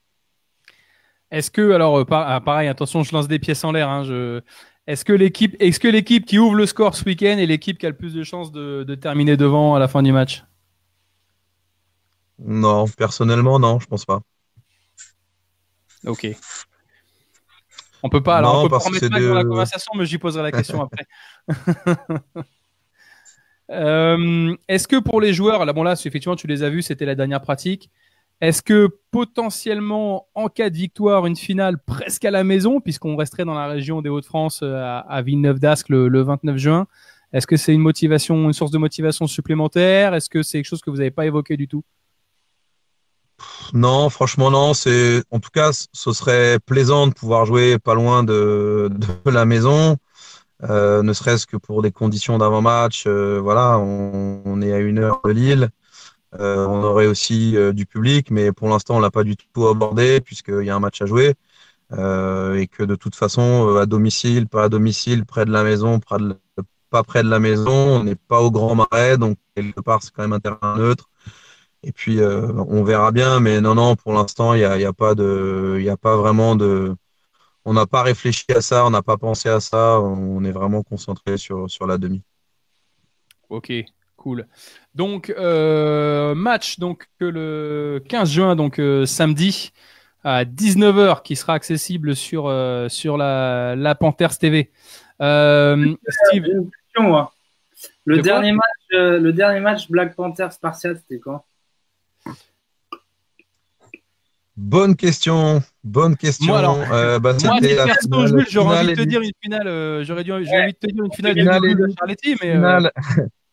C'était une finale élite 2012 où on gagne sur un 10-7, sur un field goal contré, dernière action du match. Ouais, je m'en souviens. J'étais dans les Guitare. tribunes. Guiter Vicos qui bloque le. Ouais, Voilà. ouais, Alors, tu ouais. vois, c'est marrant parce Guiter en qu'effectivement, nous, on bibicos. était, Voilà. Steve et moi, on était du même côté, et pas vous, les gars. J'étais dans les tribunes. Ouais, T'es dans les tribunes, ah, tu vois, le mec était pas transféré encore. ouais. Donc, bah écoute, j'espère que ça finira de la même façon. Je prends, hein. Ah, je suis pas sûr que coach Dupuis il te laisse faire. Mais ok. Bav, pareil, je lance une pièce en l'air. Salut Bav, on est là. Salut. Qu'est-ce que tu aurais comme conseil? C'est pas un grand mot, c'est juste pour pouvoir s'amuser un petit peu là dans les discours. Le conseil que tu as à donner à coach Gersan pour pouvoir passer au-delà de cette barrière des Black Panthers. Comme j'ai dit, il faut que ces joueurs, je pense que les Black Panthers sont les favoris au titre, clairement. Donc, s'ils veulent pouvoir gagner, surtout à l'extérieur avec un tel déplacement, parce que ça. Mais je vois qu'ils ont mis les choses de leur côté en faisant un déplacement de jours, comme on a essayé de faire. C'est de faire le match parfait, jouer 4 cartons sans se soucier du score, si on est devant ou si on est derrière. Et parce que c'est les Black Panthers, c'est une équipe qui joue 4 cartons plein et il faut pas lâcher et pour avoir une chance de gagner contre eux. Bon. Eh ben, Steve, merci d'avoir passé quelques minutes avec nous là sur cette sortie d'entraînement vite fait. On va te laisser rentrer tranquillement et préparer ce prochain voyage. Donc samedi à 19h, donc à Thonon-les-Bains, le match qui sera en live sur la Panthers TV. Steve, écoute, peut-être qu'on se reverra pour le preview de la finale. En tout cas, c'est ce qu'on vous souhaite. Et puis sinon, on verra coach Dupuis. On en verra un des deux. Ok. Merci, Steve. Merci à vous. Bonne soirée à tous. Bonne fin de saison. Ciao. Bonne soirée. Bon, effectivement, on sent quand même les coachs qui. Alors bon, après on est en direct. Il y a un petit peu de multi-regard. Il y aura des replays, mais on sent les coachs un peu frileux à discuter quand même de ce qui va se passer. Normal, Toi, Bav, maintenant t'es tranquille. Tu peux discuter. Ah, moi, t'es tranquille. Hein. Je peux me mouiller maintenant. Bon, on va en profiter pour. On va en profiter. On va enchaîner. On vient de passer 22 heures. Il nous reste encore, à peu près 20-25 minutes pour enchaîner. On va maintenant passer au dernier invité de la soirée. Ancien joueur de l'équipe de France junior, senior, historique des Molosses, manager général. Il a été entraîneur. Je ne sais pas s'il y a quelque chose qu'il n'a pas fait dans ce club. Salut Arnaud. Salut à tous. Salut Bonjour. Arnaud. J'étais en train de dire, Arnaud, je ne sais pas s'il n'y a pas un poste que tu n'as pas fait au Molosses en fait. Quarterback. Dis non peut-être. Quarterback. D'accord. Defensive back aussi. Ok. Bon, Arnaud, pareil comme tout le monde. Première question avant de voir avec Jules et Coach Bav ton retour sur cette saison. Écoute, bonne saison. C'est la première fois dans mon souvenir qu'on est invaincu sur une saison élite. C'est vrai qu'on avait fait les choses bien à l'intersaison en recrutant un bon nombre de coachs, tout en ayant également des transferts français. Et puis, on était parti dans l'idée de ne pas avoir d'import américain. Et ça a plutôt bien fonctionné. Donc, pour l'instant, c'est bien. L'objectif, on est sur notre objectif et on espère gagner dimanche pour aller en finale, tout simplement. On vous a senti invaincu forcément sur la phase régulière, mais quand même de temps en temps accessible sur cette poule Nord. Quel a été ton meilleur adversaire cette année? Je pense que comme le classement du Nord le dit, les plus sérieux adversaires sont les Spartiates, puisque on n'a pas été bon sur le match aller. En tout cas, les attaques des deux côtés n'ont pas été bonnes et ça a donné un score nul et vierge. Ouais. Sur le match retour, c'était vraiment un match accroché. Et en fait, le fait qu'on ait marqué sur le premier kick-off retour a fait qu'on est resté en avance sur tout le match. Mais effectivement, c'était quand même un match très accroché. Donc après, je pense que c'était assez homogène en termes de niveau, même si on a des équipes qui sont en pleine reconstruction. Flash, Cougar, ils étaient quand même au niveau. Donc chaque match était assez serré justement, et c'est ça qui fait que c'est une saison vraiment positive pour nous. Parce que on n'a pas perdu les matchs qu'on perdait les années précédentes, quoi. Alors, vous allez arriver avec une saison effectivement plutôt avec une équipe dominatrice, et vous allez rencontrer donc les Cougars de Saint-Ouen-l'Aumône, équipe en pleine bourre là, sur la fin de saison.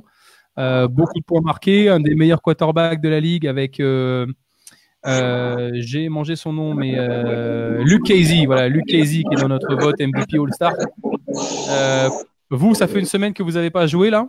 Comment on tient l'effectif concentré vers l'objectif? Là, ça va faire 4 semaines qu'on n'a pas joué, effectivement. Ouais, 4 semaines. Du coup, on a essayé de dire aux gens de vraiment venir s'entraîner parce que ça nous permettait vraiment de nous préparer pour recevoir cette demi-finale. Ouais. Et on a quand même eu pas mal de monde à l'entraînement sur ces 4 semaines, donc ça c'est positif. Après sur l'adversaire, ce que je pourrais dire, c'est que c'est une équipe qu'on a battue 2 fois cette saison. Maintenant, c'est jamais facile de battre une équipe 3 fois dans une même saison. C'est un peu ce qu'on disait aux joueurs. Après, dans notre esprit, ce qu'on peut se dire, c'est jamais 203, mais effectivement, il y aura un match et ça va pas être facile. Donc, c'est pas joué d'avance et ça, on en est tous conscients. C'est un match de play-off, donc c'est une nouvelle saison et tout est redistribué. Et peu importe ta fiche, maintenant, c'est l'adversaire que tu dois battre. Donc voilà, rien n'est joué du tout. Personnellement, c'est une petite surprise le fait que les Cougars soient allés gagner à Marseille. Mais en ayant vu le match, ils ont fait le job, donc ils méritent vraiment leur place en demi-finale. Et on va vraiment les respecter parce que ils vont jouer leur carte à feu. Donc ça va être, je pense, un excellent match. Coach Baft, effectivement, les Blue Stars sont la dernière équipe, Arnaud vient de le dire, à avoir joué les Cougars. Ouais. Qu'est-ce qui toi, Coach Baff, qu'est-ce qui te semble plutôt, quel est le point très très fort de cette équipe sur cette potentielle demi-finale, enfin sur cette demi-finale plutôt? En fait, le point fort des Cougars, c'est surtout que ils ont 2 grosses lignes qui sont dominantes, avec avec des personnes très expérimentées, parce que là, si je regarde sur les lignes, vous avez des joueurs de plus de 30 ans. Ils ont un quarterback qui est capable de lancer, comme il est capable d'avoir des flashs de génie sur des lancers, mais qui est très très dangereux au sol, parce que je crois qu'il fait partie comme Clark Evans, il est dans le top 10 des meilleurs coureurs. Donc faire attention à ce dual treat. C'est une équipe physique. Ils ont aussi un tight end Diane qui est pas mal et qui est un peu comme un gros Konski au niveau du championnat de France qu'on doit étenuiser. Nous, on avait réussi à les limiter à 0 catch et ce qu'on n'a pas réussi à faire, c'est arrêter le jeu au sol des Cougars, que ce soit le quarterback ou leur jeu au sol tout court. Après, je pense que les Molosses sont équipés pour arrêter leur offense. Et surtout sur un match, quand deux équipes s'encontrent 3 fois, la plupart du temps, c'est un match qui va être faible en points. Donc, je vois bien un match serré, faible en points, qui va jouer sur le quatrième quart. Ouais, effectivement, on parle beaucoup là, depuis une heure et demie, on parle beaucoup de Lucchesi, mais attention aussi à Isaac Amoako, qui a fini dans les meilleurs porteurs de ballon de la saison. Jules, tu as eu l'occasion, toi, de regarder la saison du côté d'Anières? Ouais, puis je connais quelques gars des Molosses.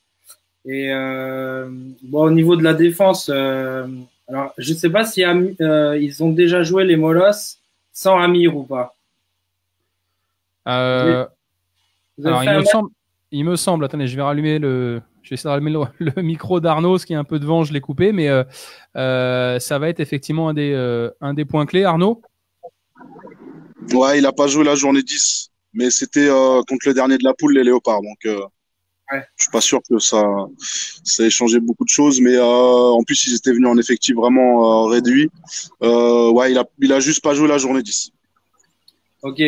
Après, bon, il reste quand même Adèle, Kevin. Après, derrière,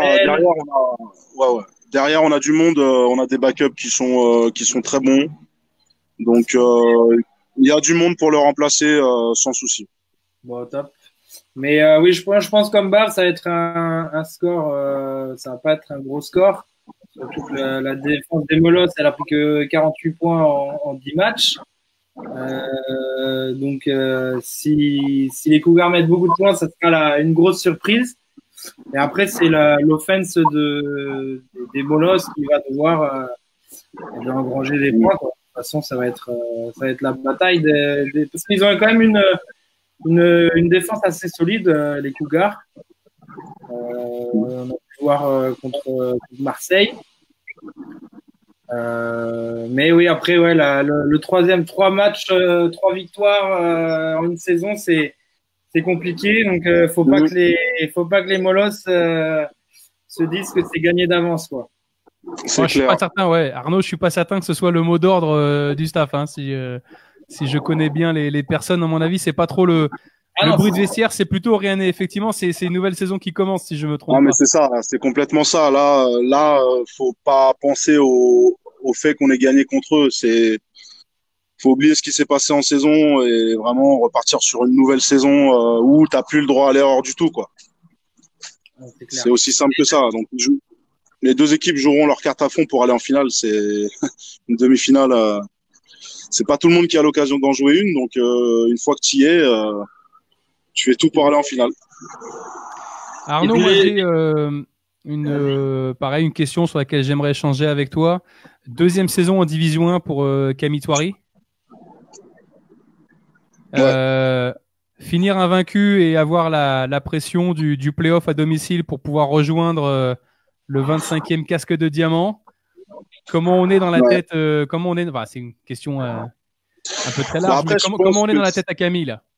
Ouais, c'est un jeune qui a la tête sur les épaules. Donc il se met pas de pression. Il a l'habitude. Il a joué une finale en U19. Il a joué la finale D2 à Marseille il y a 2 ans. Il a joué une demi-finale l'année dernière.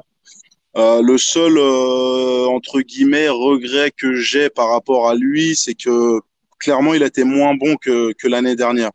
Alors c'est pas que lui, c'est un peu le fait d'avoir un nouveau staff, un nouveau système, où on lui en demandait beaucoup. L'année dernière, sur les 8 matchs de saison qu'il a fait, il avait un ratio excellent. Il faisait partie des meilleurs quarterbacks. Il titillait vraiment les quarterbacks américains de l'élite. Et cette année, il est un ton en dessous. Alors après, c'est vrai que l'année dernière, on avait un jeu un peu plus axé à la passe. Cette année, c'est un peu plus axé à la course. Mais voilà, il y a un taux de complétion qui est moindre que l'année dernière.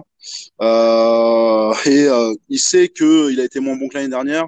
Mais justement, ça peut lui permettre de se lâcher sur cette demi-finale et de nous montrer à nous, mais aussi à tout le monde, que il est pas moins bon que l'année dernière, mais qu'il fallait juste qu'il s'adapte un peu au nouveau système, au nouveau coach. Et je pense que là, fin de saison, demi-finale, on est au mois de juin, ça fait 9 mois qu'on est sur le terrain ensemble.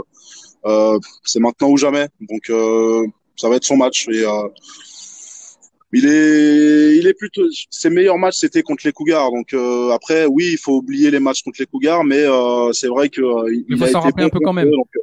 Ouais, c'est ça. Il a été bon contre eux, donc il n'y a pas de raison qu'il soit en dessous sur cette troisième rencontre face aux Cougars. Bon, je vais voir si essayer de revoir avec Max. Juste Pierre. Ouais, vas-y, ouais. Je vais juste passer je vais juste check coach Bavong. On avait une belle affaire. Là, puisque la finale des deux, on avait gagné chez vous. Vous êtes venu l'année dernière lors de la J1 nous battre à la maison. Et c'est dommage qu'on n'ait pas cette belle une demi-finale et un troisième match en 3 ans. Donc voilà, c'est juste pour lui faire un petit check. sans te moquer évidemment, hein, mais c'est juste voilà, on aura notre belle, mais c'est dommage que ce soit pas cette année. L'année prochaine. L'année prochaine peut-être. Ouais. En finale. Il a annoncé que les Blue Stars allaient être orgueilleux et ambitieux l'année prochaine. Eh ben en finale alors. J'espère.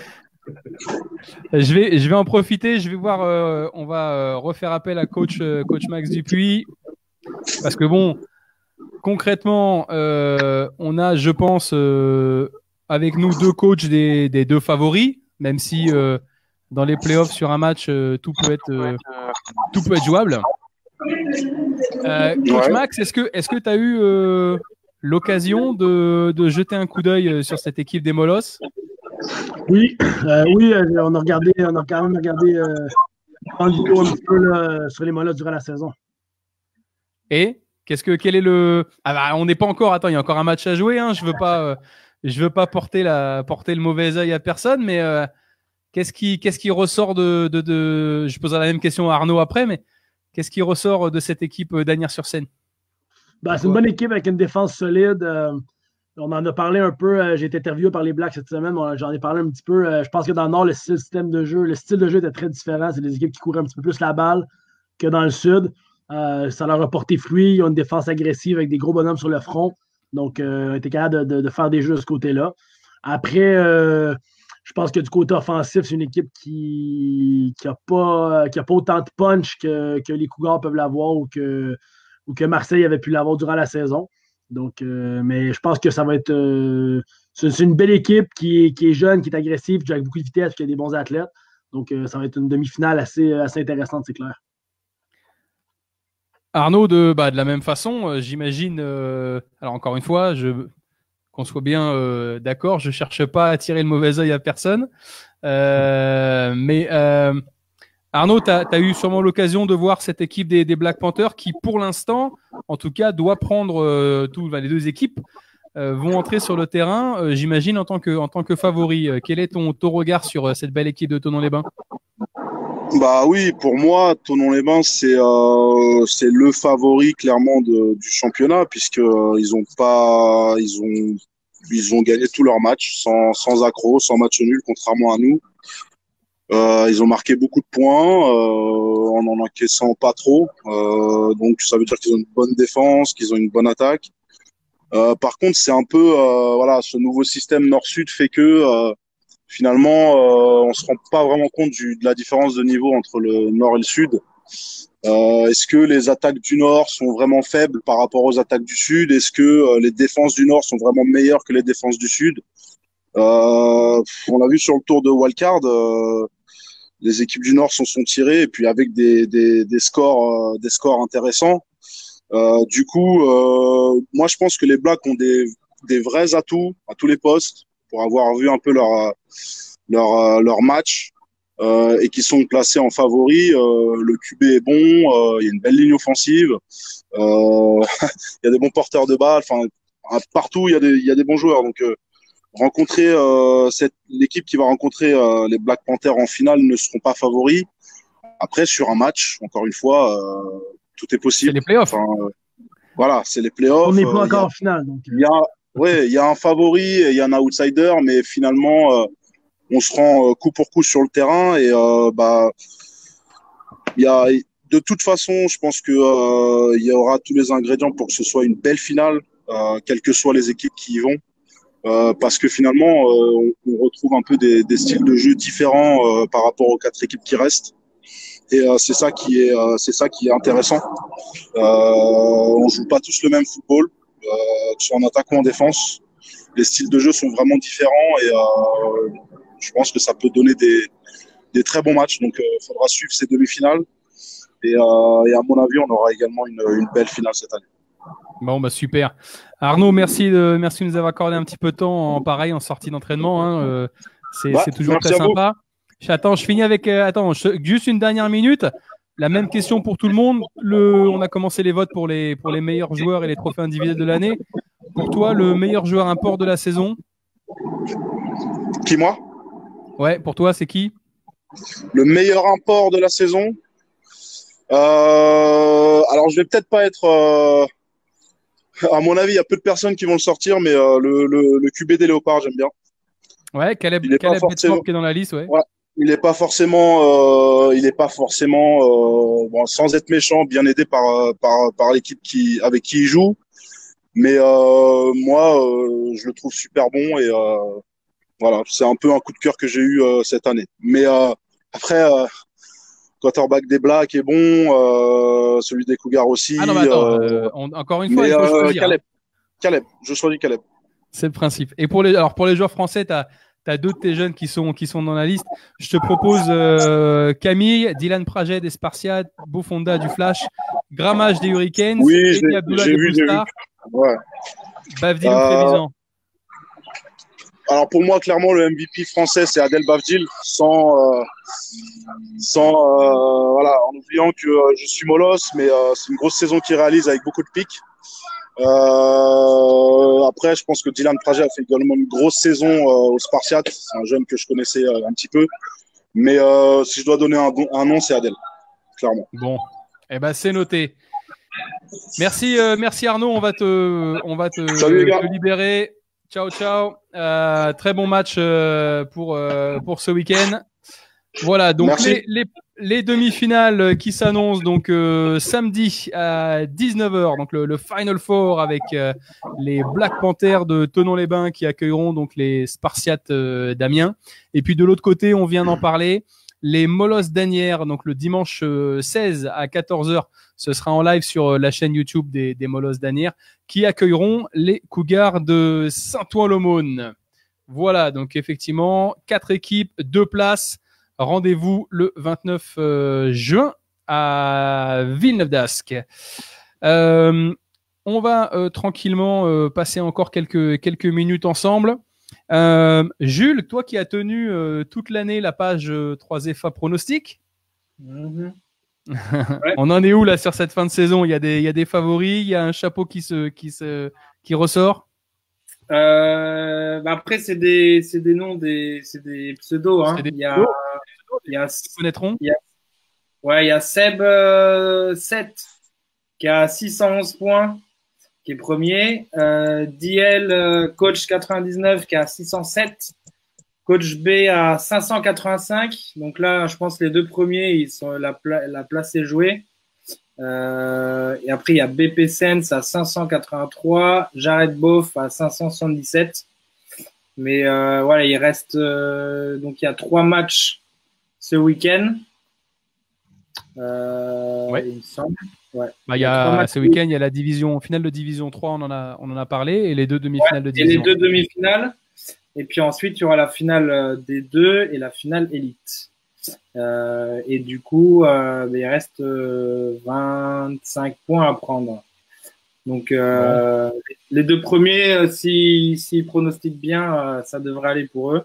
Et c'est plus la place de 3e qui reste à jouer. Avec des beaux cadeaux, d'ailleurs, cette année à gagner. Je rappelle, je les ai pas en tête ici. Et ben voilà, toi de toute façon c'est fini. Toi. Tu prépares rien. À chaque fois qu'on est en ligne, tu prépares rien. C'est. Non, il y a Il y a un sweat escroc, et ce short de la 3FA, il y a une casquette et le jersey fan EDF s'il a été conçu de Kaplan, un ballon spirale et une coque téléphone Actu Football Américain pour le premier. Bon, Et un, eh ben, et un pack invitation élite, mais ça c'est toi qui t'en charge. on vous enverra tout ça à la fin de la saison quand on aura vu l'ensemble des équipes. Également, ce week-end, on doit en parler. Je pense que c'est très intéressant puisque ce sera en direct sur MyTV Chain, la finale de Division 1 de Flag Football, qui cette année se déroulera à Grenoble. Ce week-end. Et donc, au niveau des équipes qualifiées, Jules, elles sont à l'écran. Ouais. Les équipes qualifiées pour la finale de Division 1 de Flag Football. On a les Vikings de Villeneuve d'Ascq, les Dockers de Nantes, Juggernaut de Paris, Météor de Saint-Ouen-l'Aumône, Cobra, Fenris, Canonnier, les Centaures, et on terminera avec les Ours de Toulouse à partir de 10h, donc à Grenoble, sur le stade Espagnac. Et donc, on aura sur place une équipe qui viendra faire pour la première fois la diffusion de ces événements. Donc, le mois de juin s'enchaîne et les finales arrivent les unes après les autres. Bav, oui. Il me semble, si je dis pas une bêtise, en début d'émission, il me semble qu'on t'a pas entendu sur les meilleurs joueurs de l'année. Oui. Pour toi, on en a beaucoup parlé. Tu es le dernier coach que du coup je vais interroger ce soir avant d'ouvrir une rapide page CFL. Pour toi, le meilleur import de la saison? Ouais, je vais être un peu chauvin, mais je pense qu'il a été vraiment dominant et il a vraiment pu porter notre équipe du début de la saison jusqu'à la fin. Donc je dirais Chase Burton. Ouais. Pour l'import et pour la défense. On ne peut pas nommer Adel Bafdil. Il a été MVP de la semaine plusieurs fois. Je pense qu'il a complètement annihilé un côté de la défense des Molosses, que ce soit au sol et en air, et des pics et des marqués des TD. Donc, je ne peux pas ne pas le nommer. Bon, j'ai été faire un tour tout à l'heure. Alors, les votes vont être ouverts jusque quelques jours avant la finale du 25e casque de diamant. Pour l'instant, au niveau des joueurs imports, c'est Clark Evans qui mène la baraque avec 29% des votes. Adel Bafdil au niveau défense, 30% au niveau des joueurs français, 30% des votes. Bien sûr, l'ensemble de ces votes publics seront pondérés par l'ensemble des équipes, par le head coach en l'occurrence. Ça permet aussi de mesurer de faire activer son réseau pour les joueurs. Au niveau des joueurs US ensuite, donc Clark Evans 29%, qui est suivi par Darius Downsell de Spartak d'Amiens 25%, et Chase Burton 21%. Donc là on a trois joueurs un peu dans un mouchoir. Et puis au niveau des joueurs français, donc je l'ai dit, Adel Bafdil 30%, Dylan Praget 22% et Eddie Abdullah 19%. Donc ça s'annonce également serré. Cette année, on a aussi, j'ai aussi voulu mettre à l'honneur les staffs de la saison. Parce que c'est le travail de toute une équipe pour quasiment 8 mois de l'année. Et donc pour l'instant, c'est les Spartak d'Amiens, coach Gersan, qui mène à ce vote 25%, suivi des Molosses d'Asnières, on les a vus en l'occurrence avec Mathieu Boudry 22%, et les Black Panthers derrière, coach Hippo et son staff à 17%. Quatrième position, Bav, 12% Bav. Pour les Black Panthers, pour les Blue Stars, il faut remobiliser le COP des supporters là, coach. Sympa, on est bien où on est. Voilà. Bon, alors ce soir, c'est aussi également une occasion qu'on n'avait pas les années précédentes. C'est le coup d'envoi ce soir de la Ligue canadienne de football, comme vous le savez. La fédération a eu l'occasion de travailler à la construction d'un partenariat avec la ligue professionnelle, donc partenariat qui se construit petit à petit. Pour l'instant, on a eu l'occasion d'envoyer plusieurs joueurs sur un combine national, et puis les prochaines parties vont rapidement sortir à la rentrée pour les clubs français cette fois-ci. Et donc on a eu la chance de pouvoir avoir 4 joueurs français. Vous l'avez vécu en direct. Valentin Niawa, Maxime Rouillère, Asnel Robot et Benjamin Plu, qui ont l'occasion d'être retenus lors d'une draft de joueurs globaux.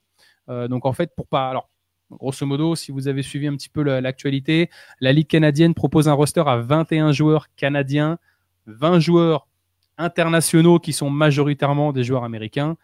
Et depuis l'accord du nouveau CBA, l'accord collectif, un joueur global en plus sur le roster actif et 3 en practice squad. Max, tu as eu l'occasion de bosser avec Benjamin sur la préparation. Par rapport à une saison de foot à 11, hein, on parlera après des différences rapidement, mais quels sont les skills à développer pour jouer au foot canadien selon toi? Je te dirais très honnêtement que c'est environ les mêmes skills. Hein.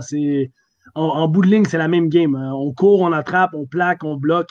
C'est les mêmes unités spéciales, les mêmes phases de jeu. Donc, je te dirais que les skills bruts sont les mêmes à travailler d'un côté ou l'autre. Maintenant, il y a des règles qui sont différentes, donc qui empruntent à avoir des joueurs qui utilisent des techniques différentes. Mais pour ce qui est des skills bruts, là, c'est vraiment la même game complètement. Alors, Benjamin Plu, joueur international et receveur, il va passer d'un 11-man à un 12-man avec en plus des joueurs en motion. Est-ce qu'on a une préparation différente? Au niveau de la préparation physique, tu veux dire, ou au niveau de la préparation schématique? En l'occurrence, la préparation physique, parce qu'il a fallu préparer un combine qui n'a rien à voir pendant une saison de foot. Voilà. Oui, au niveau de la préparation physique, faut comprendre que nous, on avait fait une phase d'entraînement à partir du mois de septembre qui avait préparé les joueurs à les amener à la saison.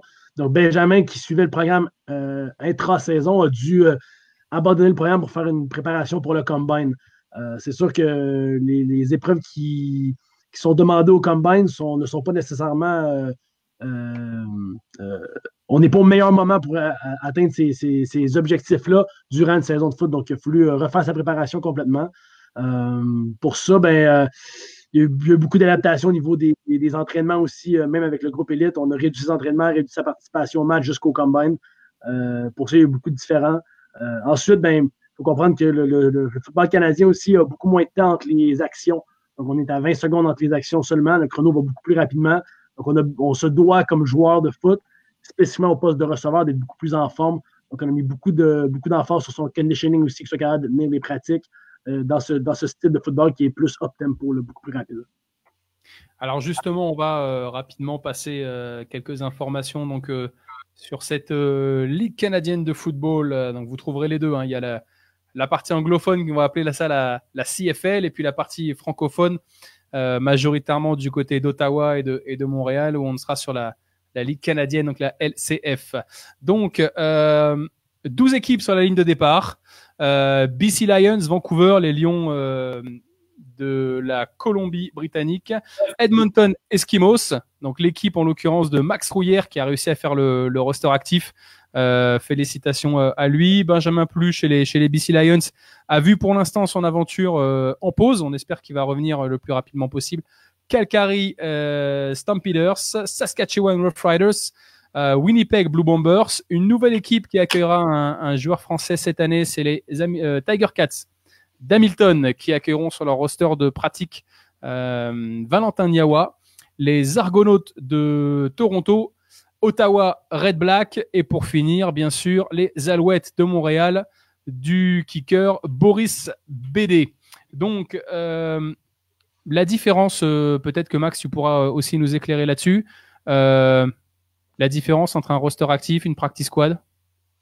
Practice squad, dans le fond, c'est des joueurs qui seront pas habillés durant les matchs, donc qui participeront pas actifs au match le jour X. Mais c'est des joueurs qui vont s'entraîner avec l'équipe toute la semaine, qui vont s'occuper surtout de faire des tâches spécifiques, donc de préparation et on dit de cartes, là, donc ils vont reproduire les schémas actifs de l'équipe adverse. Ils vont aussi être des numéros de plus, des joueurs de plus pour des 1 contre 1 ou pour des phases d'opposition pour permettre d'avoir plus de nombre à l'entraînement, mais c'est des joueurs qui ne toucheront pas normalement le terrain durant la saison, à moins qu'ils soient activés durant la saison.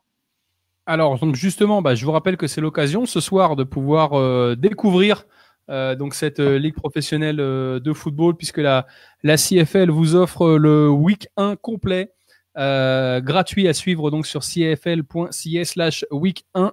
Vous avez l'ensemble des liens sur la page de la fédération, et on commencera. Alors c'est bien sûr, c'est comme la NFL, hein, les matchs c'est dans la nuit, il faut se lever ou alors les regarder en replay. On aura déjà alors on va s'amuser un petit peu là-dessus, mais un duel finalement franco-français, puisqu'on aura Maxime Rouillère et Boris Bédé face à face, 2 joueurs de special team face à face, donc ils auront peut-être la chance de pouvoir se croiser sur le terrain.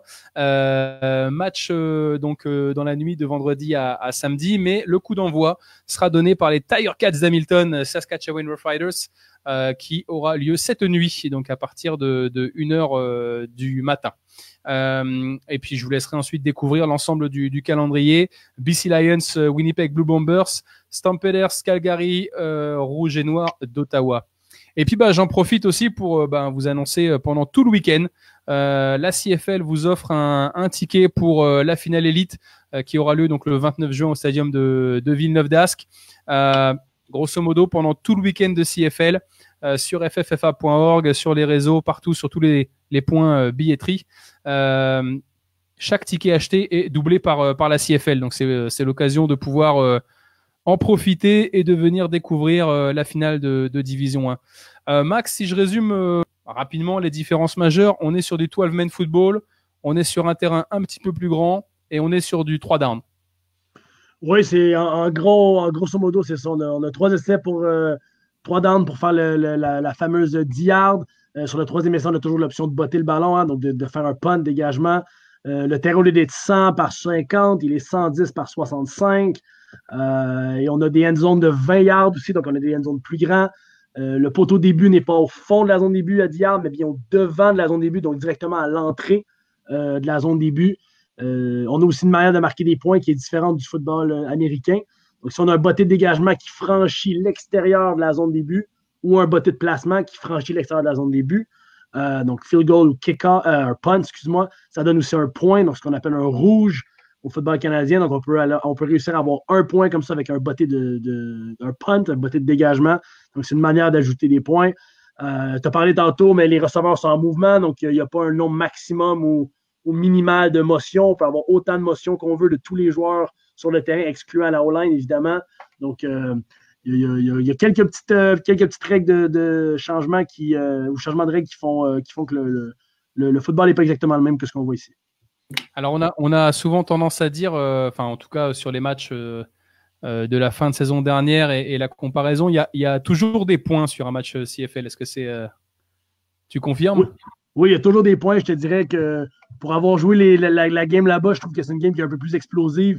Il n'y a que 3 downs pour 10 yards. Le ballon est lancé plus souvent en l'air. Il y a beaucoup d'unités spéciales, beaucoup plus. Donc, ça fait un match qui est plus ouvert, avec plus de jeux explosifs. C'est une version plus rapide aussi. Hein. Je l'ai parlé un peu tantôt, mais le clock entre les jeux, donc le temps entre les jeux est moins long. Ça veut dire qu'il y a plus d'action dans un match. Donc, ça fait un jeu un peu plus rapide. Combien de snaps par match? Je te dirais ici, dans un match, on peut avoir entre 120 et 165, 170 actions. Ici, en Amérique du Nord, ça va être entre 160 et 200, 220. J'ai joué des matchs à l'université où on avait 225, 230 snaps, donc tu peux avoir beaucoup plus d'actions quand même. Jules, il me semble que tu as joué, toi, du 12-man football. Ouais, mais nous, c'était à 12, mais c'était 4 downs. C'est des règles un peu plus différentes parce que les unités spéciales dans le championnat où j'étais, c'était moins mis en valeur. Donc, on préférait rajouter un down que cela au Canada, justement, en CFL, les unités spéciales sont super importantes vu qu'elles viennent sur le terrain plus souvent qu'au foot à 11. Et donc voilà. Mais après, nous, on a les mêmes règles avec les receveurs en motion vers l'avant, etc. C'est juste qu'on avait un down de plus. Quoi. Mais oui. Mais après, ouais, c'est intéressant. Hein, c'est un autre foot, d'autres tactiques. Surtout avec des Français dans la ligue, c'est surtout ça, moi, qui je trouve très intéressant, c'est le fait de pouvoir utiliser cette plateforme pour démocratiser nos activités et puis pour récompenser l'effort de nos joueurs. On va suivre ça avec avec beaucoup Lui-même, d'intérêt. Pour les jeunes plus tard, ça peut être un but pour eux qu'avant c'était compliqué quoi de pouvoir être professionnel dans le foot. Clairement, ça fait rêver. Ouais, voilà, exactement. Donc c'est bon, franchement c'est top pour l'avenir du foot et ça va démocratiser un peu plus aussi le foot en France. Quoi.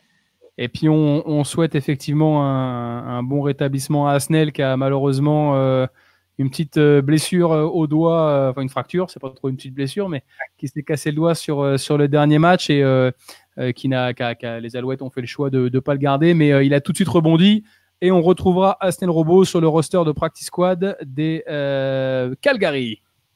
Voilà. Félicitations à lui. Donc une saison qui va être très intéressante et puis à l'occasion de pouvoir effectivement découvrir ça. Écoutez, 22h45, on a été long ce soir, on a été très très long. Merci de nous avoir suivis. Merci les gars de m'avoir accompagné ce soir une nouvelle fois, de nous donner tout ce temps. C'est vraiment sympa de pouvoir discuter un petit peu de foot. Donc rapidement, donc je le rappelle, ce week-end, finale du casque d'argent, finale de Division 1 de flag football, demi-finale du championnat de France élite, le Final Four qui sera à suivre en direct sur Panthers TV samedi et sur la chaîne YouTube des Molosses d'Asnières. Et puis bien entendu les votes des MVP qui sont toujours en cours, staff de la saison, équipe Pôle Pro. N'hésitez pas à aller faire vos compositions sur Bisport et à nous les partager. C'est le moment aussi de pouvoir faire vivre un petit peu la communauté. On se retrouve donc, j'imagine, avant la finale, tous ensemble pour un prochain talk show. Et puis, le 29 juin 2019, voilà, à partir de 11h, nous aurons cette année pour la première fois une cérémonie donc, du Hall of Fame. Les tickets sont disponibles aussi sur la billetterie, sur les réseaux. Je pense que c'est important on vient de passer les 35 ans de la Fédé, les 25 ans du casque de diamant. Alors, il y avait bien entendu le casque d'or. Donc, il y a eu d'autres finales de division 1 avant, mais sous cette appellation-là, on est sur la 25e année. Donc, c'est plutôt sympa de regarder, de mettre un petit coup dans le rétro et de voir ce qu'on a fait avant et de tout ce qu'on a progressé. Prenez vos tickets rapidement, 29 juin 2019, à partir de le stade ouvert à 10h, Hall of Fame à 11h, coup d'envoi à 18h, et puis on retrouvera Coach Dupuis, on te souhaite un gros match et une présence en finale. Faudra pour ça, mais en tout cas, on vous souhaite tous le meilleur. Jules, la prochaine fois, tu essaieras de préparer 2-3 trucs quand même, hein, parce que... Ouais. J'ai les yeux. Ça va. Ok. Nous, on sera à Lille, c'est sûr. Voilà. Jules, on le retrouvera à Lille, effectivement, c'est certain. Merci à tous de nous avoir suivis. N'hésitez pas à regarder. Encore une petite excuse pour ce décalage au milieu. On a une petite coupure. En tout cas, merci. Les commentaires sont positifs et puis on essaie de parler un peu de foot. C'est sympa. Merci à tout le monde. Je vous souhaite une très bonne soirée. Et puis, je vous dis à tous à très vite. Ciao. Salut.